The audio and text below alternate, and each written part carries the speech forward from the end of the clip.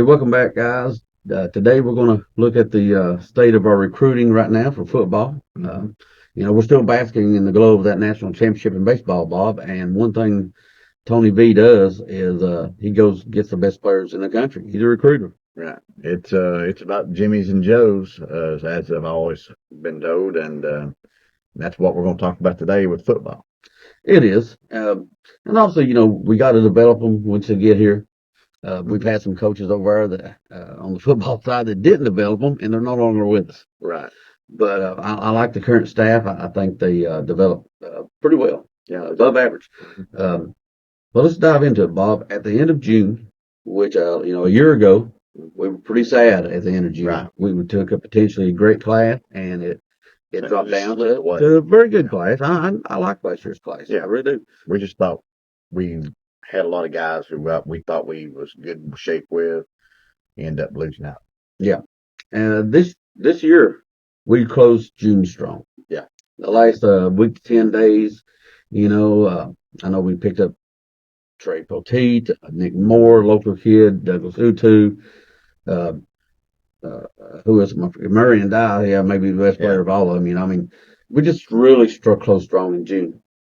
But today, Bob, we're going to look at, our position groups, who we got in the boat so far, Right. and who we have still outside the boat we're trying to pull in. Yeah, we just want to try to give everybody a good idea of where we're looking at in our recruiting class, and just kind of an overall state of how recruiting's going. First of all, Tim, let's start off with the most important position, quarterback, George McIntyre. You talking about a 5-star guy here. There's a guy who is pretty close to Nico level type quarterback. Well, you know what? He's somebody you watch his film. He can move. He can Good throw. He just looks. He's a playmaker out on the field. Yeah. And the biggest thing for me though, when it comes to McIntyre, was simply the staff zeroed in on him early, just like they did Nico, just like they're doing Faison Brandon for next year, and they turned away some studs. Man, I couldn't believe we basically, from my understanding is, I can't think of the word. Deuce Knight. I think he was number 7 quarterback in the country. He wanted to commit. That is my understanding. He wanted to commit, and we turned him down just to basically to have a shot at George McIntyre. So when you're turning down those type of quarterbacks, that depends on what the staff felt. What they felt like with George McIntyre, and that was a battle between us and Alabama and some others at that time. It was no for sure, layup on that. No, he was an in-state kid, but his grandfather was a former coach at Vanderbilt. Right. So, there's not a lot of love lost between Vandy and Tennessee. No. But it's a heck of a foundation piece for this class. It really was. Going on down the list, he's going to be the only quarterback we take in this class. Let's go down the list. The running back, Tim.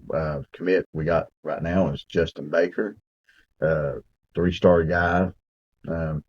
Good guy. We recruited him very early on, and somebody we targeted early.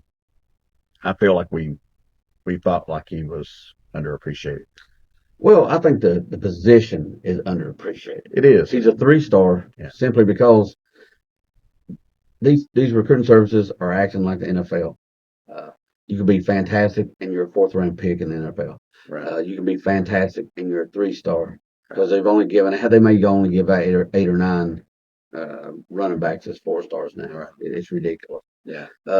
Turn his film on, and you're going to see a good ball there. Now, as far as do we add anybody with him? I know they'd like to, but it's not looking well. No, I thought we had a real good shot at Shakai Mills-Knight, the running back out of Chattanooga, but that one's starting to trend the other direction now. That one's probably not going to get that. A guy who we might turn to is in-state Dwayne Morris. if we can't get another guy or two that's big name, I can't think of the guy's name right at the moment. You're talking about Alsame Yeah, Croma. yeah, big time guy. But I Yeah, mean, he's like a top 5 running back. I just don't know if we have any traction on that one. Now, Dwayne Morris, I feel like he's a playmaker. Well, he's a current commit to USC, to the Trojans, Yeah, and their class is kind of falling apart. And he's someone we didn't really recruit really hard early on. And we I turned feel up like we can get a shot at him. He's a guy who I feel like though we don't know if he's an every down kind of guy. yeah. And honestly, I'm not even sure what position he's going to play. Yeah, I mean, I think he's more of an athlete, a Mhm. kid that you'll take. Right, One of your best players in state, and you might could put him at a couple of different spots. right. Um, but let's move on to wide receivers, Bob. Speaking of in-state guys, we had some great ones this year. Yeah, it was a very nice class, headlined by Rodarius Jackson. 4-star, good commit. The staff though felt like this guy was about as good as anybody. There was a lot of rumors that they had him way up their list.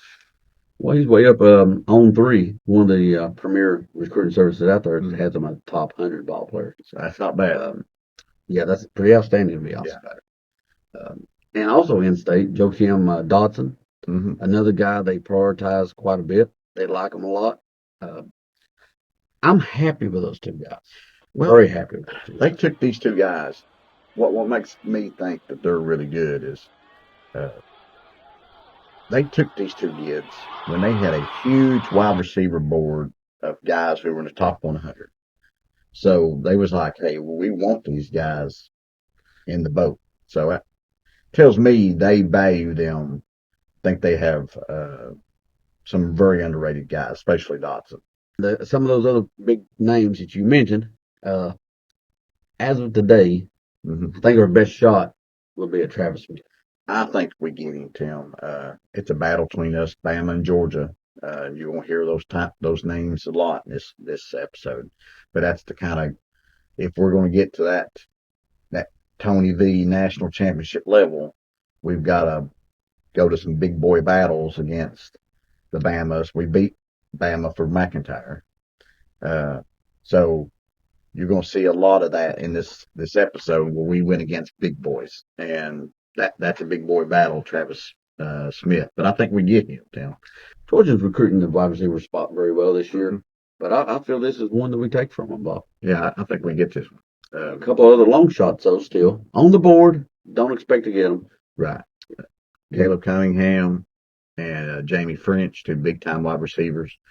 I just feel like we're trailing probably second or third for at Texas. Probably going to get French. Cunningham, who knows, man? That one's, Well, he was not thought to lead the state of Mississippi, yeah, but now it looks like he's tied into Bama, probably, yeah, which is close, still close by. yeah, not too far from home.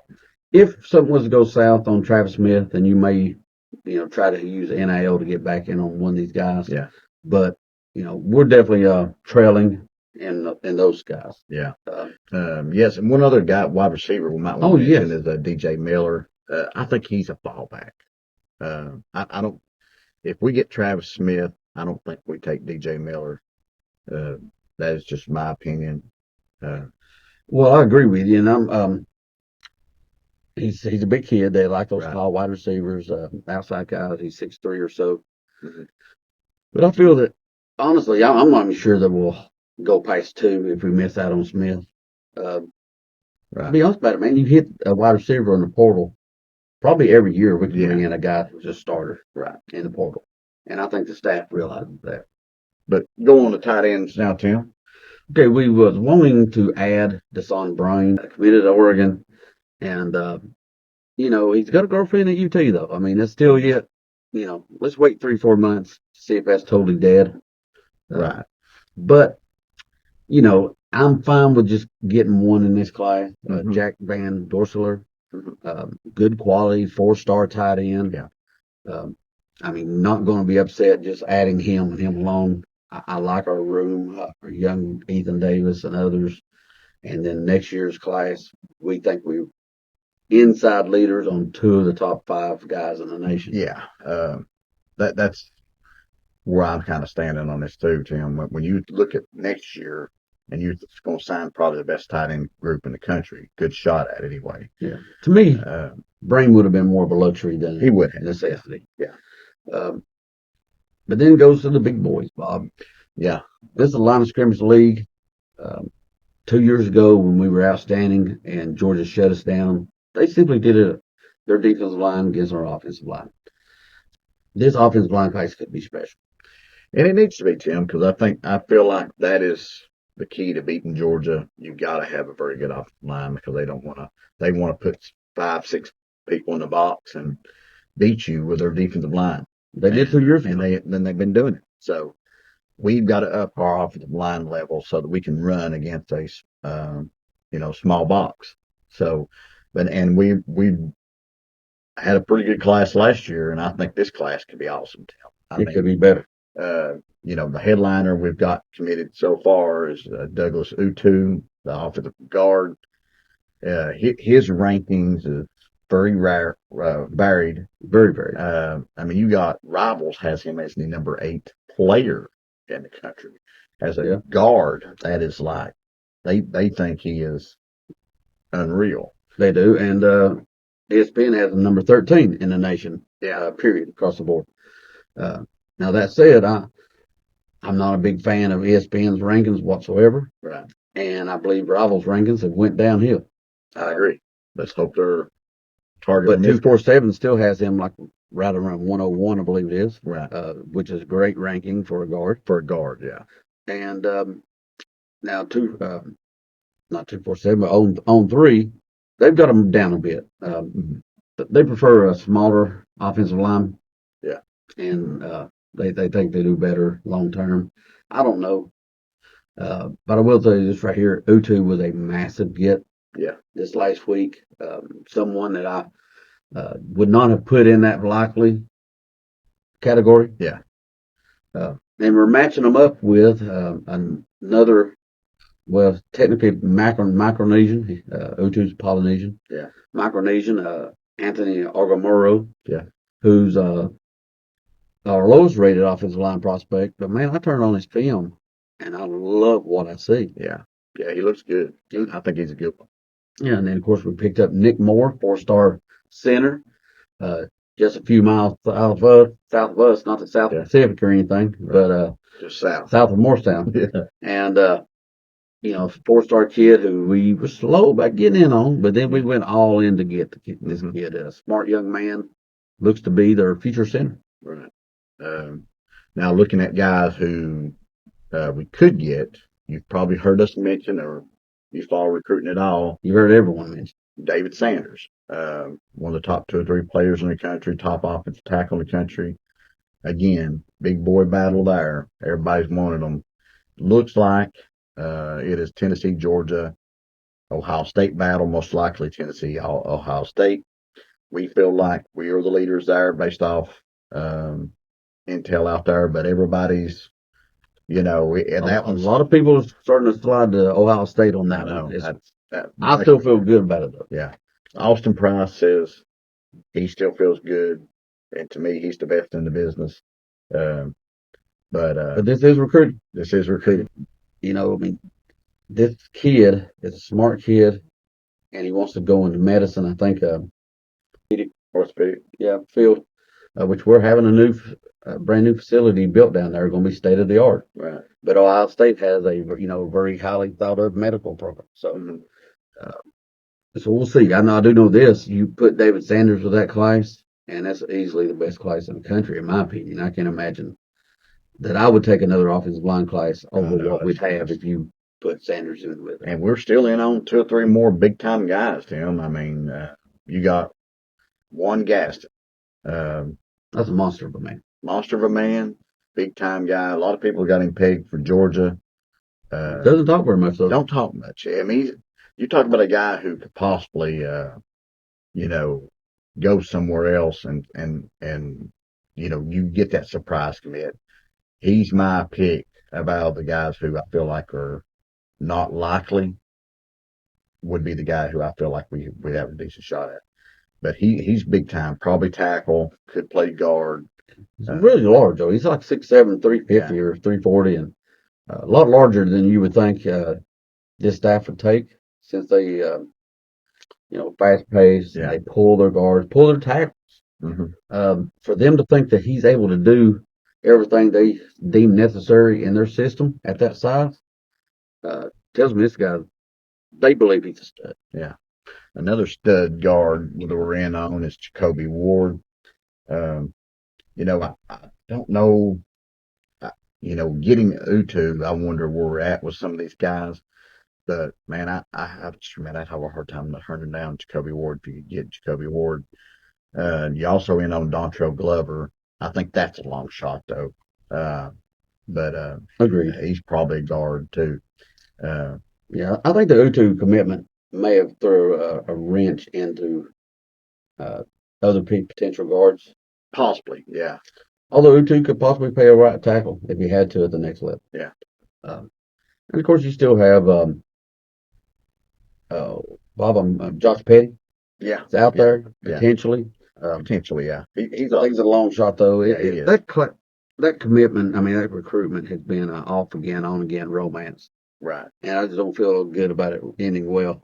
That's going to be some breaking hearts. Yeah, he's just, and some of these guys think, lightweight, but now I think somebody said he was around 256 right now. Man, I don't know about taking a guy that light. And he's a 5-star though. That Yeah. surprises me on that Mhm. at that weight. But Bob, as we talk about the offensive line, you can't go anywhere other than from here over to the defensive line. Right. And another group that we are recruiting, in my opinion, loving this class so far. No, yeah, absolutely. Not a lot of huge numbers, but man, that defensive tackle, Charles House, that was an Alabama and Georgia battle. We won that battle, Tim. Big time defensive tackle there. Ethan Utley, in-state guy, who we targeted very early on, another big time defensive tackle. Yeah, a little smaller than House. House is closer to your guard. I mean, nose guard type of guy. Yeah. He's going to play the spot that Omari Thomas plays. Mm-hmm. About 300-pounder, maybe just a little north of that. Utley's a little smaller, probably going to be 3 technique, closer to Ethan and Norman Lott. Yeah. Like them both, though. Oh, yeah. Both Two these very guys. good defense tackles. You Yes. take those top defense tackles anytime. Yeah, and it's really a spot that we've recruited well in quality, but not well in quantity over the last 2 or 3 years. So it's important that we get some numbers there this year. Staying at the defensive tackle spot, a guy that I thought we was going to get, maybe slipping now, due to some medical issues in his family. Is Bryce Jenkins. Yeah. We thought we had a good shot at him, but looks like a family issue is going to win out on that one. Going to have him probably stay closer now. It will be. And, prayers to him and his family on that. He's a legacy Vol. His father played, Ron Housley played basketball for us back in the day. And I don't know the exact details of the family thing, but, prayers with him. And, if he does come to UT, that's fantastic. I think somebody we could really use. It goes about 320. Really nice looking prospect. A lot of people has him one of the top offensive linemen in the country too. But long shot at the moment. However, somebody that was also probably a long shot in a lot of people's minds a month or two ago, that's now sporting Tennessee orange. One of the jewels of this class, Murray and Dye. Big boy, Tim. I mean, he was that was a Tennessee Ohio State battle, another big boy battle on that one. And he's a big boy. I mean, he's grown up to 270. A lot of people list him as a Leo, but I think at that size, he about has to be probably a strong side defensive end. But if he can play Leo at 270, that's well, he'll be playing in the NFL. Play Leo at 270. That's the truth. But and he's 6'4", 6'5". He's got a wingspan, 7'1" wingspan. Yeah, I love him long arms. 247 and on 3, the top 2 recruiting services. both mention him as one of the top physical freaks in the nation.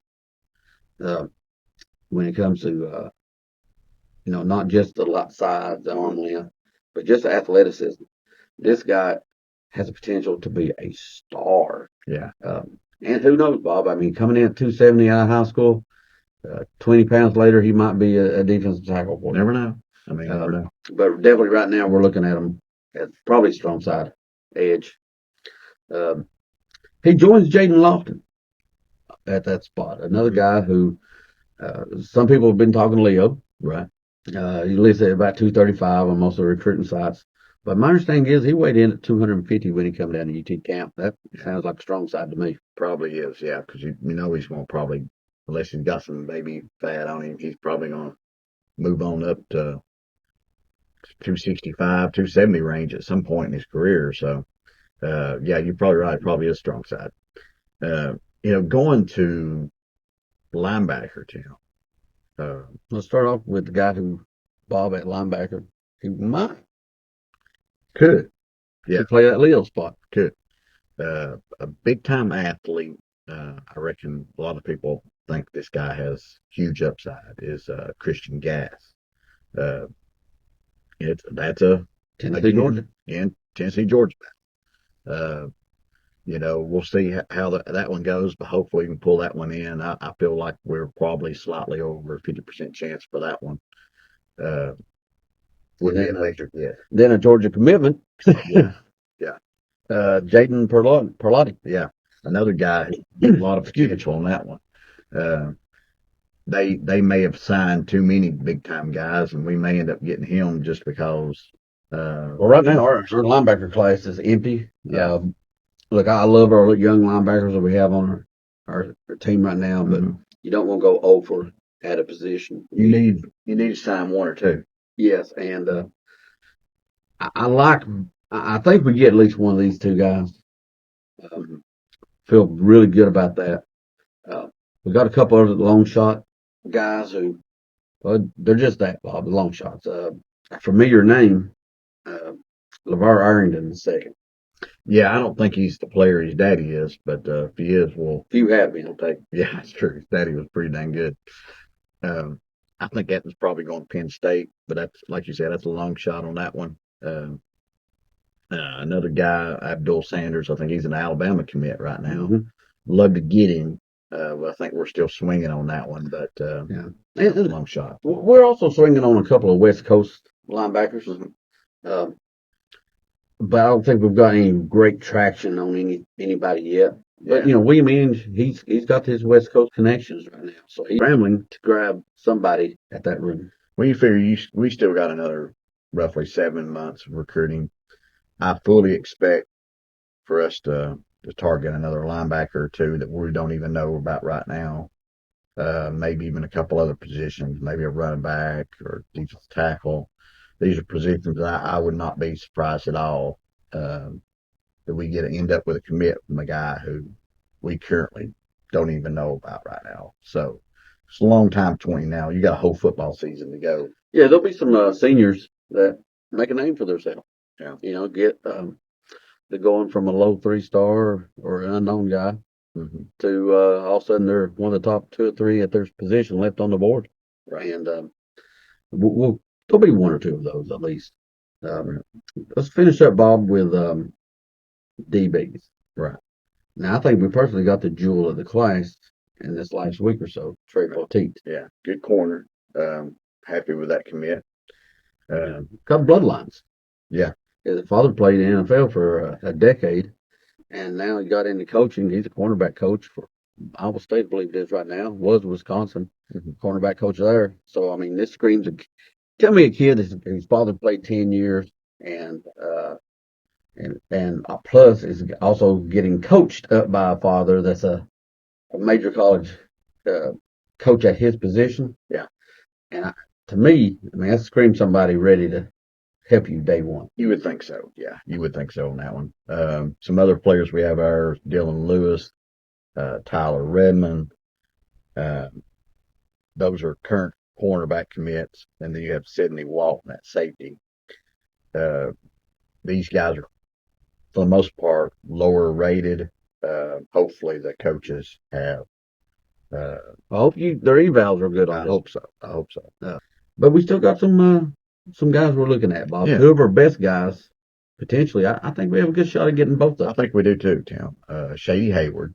Um, that one I think is probably us on that one. I mean, he's flirted with some other schools. I think Auburn was one of them. I can't remember who. I think Georgia. Georgia. Yeah. But I think we end up with that one. He's a big size safety. He could end up moving to the linebacker, going into a linebacker. So we'll see how that one goes. Hopefully we get him though, because he's a big time player. He is. Regardless of what position you get him on, you want a guy like Shady Hayward on. Yeah. Another corner we're in on, and I feel like we lead for this one too. It's on us Conan Baney.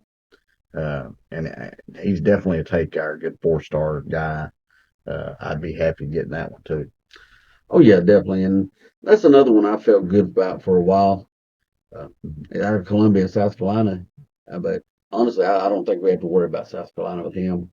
If we don't get him, I think it'll be another team. But we grab those two guys. I'm gonna like that DB room a whole lot better. Yeah. If we take what we got right now, and then you add the guys who we feel like we've mentioned in this video, who we feel like it's over a 50% chance. Some of them 60, 70, 80% chance of us getting based off intel out there. I think we'll probably finish somewhere, Tim. Long ways to go, but I think somewhere in that 6 to 10 range in the recruiting world. And that, of course, you want to be number one. But if you can finish in that 6 to 10 range, you can win championships in that range. Well, you can. We keep finishing outside the top 10, but I'll be honest about it. I've liked our classes, regardless of where you stick them. But yes, if you do want to play with the big boys, you got to recruit with the big boys. You do. You got to out coach them, you got to out recruit them, and you got to get lucky. And I think we're out coaching most of the teams we're playing against. Yeah. I think we've dealt with so much bad luck. I think good luck's on their way. Right. And we just got to finish it off that triumvirate. We have to grab a little bit better class. Well, I mean, Tim, I've mentioned this several times. We have went up against the Bamas, Georgias, Ohio States, the Clemsons, Texas, those type teams more this year than we have since the former days. Yes, I agree there. So that's what, if we're going to win championships, that's what we got to do. And we're winning and still have battles to go against these teams. But we're winning, our fair share so far. We have been. June was a good month for us, like Yeah. stated at the beginning of the video. July needs to be just as good. Yeah. We closed with Sanders, Smith, Shady Hayward, Perlotti, Gas. Maybe throw in Wolf. We get one Gaston. That's, man, you're talking about a lot of big time battles right there. But I think we lead for most of them, except for probably Gaston. But we'll see how that one goes, man. It does. We'll hopefully have another video in about a month to tell you that July was a lot better than June. I hope so. But till then, guys, enjoy your week, month, year as national champion in baseball. That's right. And get ready for some more hardwire. Be brought in on. I hope so, man. Go Big Orange, guys. All right. Go Vols.